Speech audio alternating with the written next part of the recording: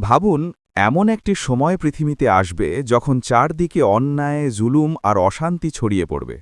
মানুষ সত্যকে ভুলে যাবে, ন্যায় বিচার হারিয়ে যাবে, শক্তিশালীরা দুর্বলদের উপর অত্যাচার করবে।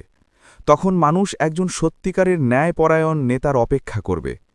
ঠিক সেই সময় আল্লাহ তাআলা মুসলিম উম্মার জন্য একজন মহান নেতাকে পাঠাবেন। তিনি হলেন ইমাম মাহদী। হাদিসে বর্ণনা এসেছে তার নাম হবে আমাদের প্রিয় নবী মোহাম্মদের নামের মতো। তার পিতার নাম হবে আবদুল্লাহ। তিনি নবী মোহাম্মদ সাল্লাল্লাহু আলাইহি ওয়াসাল্লামের বংশধর হবেন, অর্থাৎ ফাতিমা রাদিয়াল্লাহু আনহার বংশ থেকে আসবেন।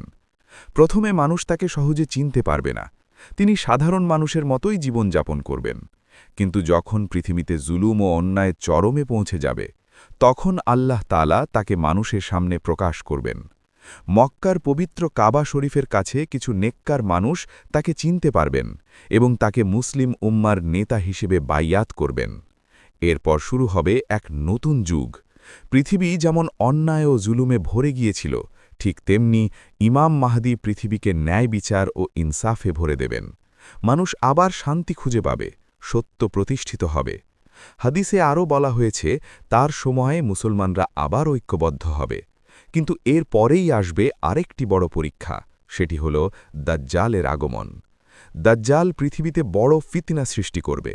তখন আল্লাহ তাআলা আকাশ থেকে পাঠাবেন মহান নবী ঈসা আলাইহিসসালামকে। তিনি পৃথিবীতে অবতরণ করবেন এবং দাজ্জালকে পরাজিত করবেন। তবে একটি বিষয় মনে রাখা জরুরি, ইমাম মাহদী কবে আসবেন এর নির্দিষ্ট সময় আল্লাহ ছাড়া কেউ জানে না। কেউ যদি নির্দিষ্ট বছর বা সময় বলে, সেটি নিশ্চিতভাবে বলা যায় না।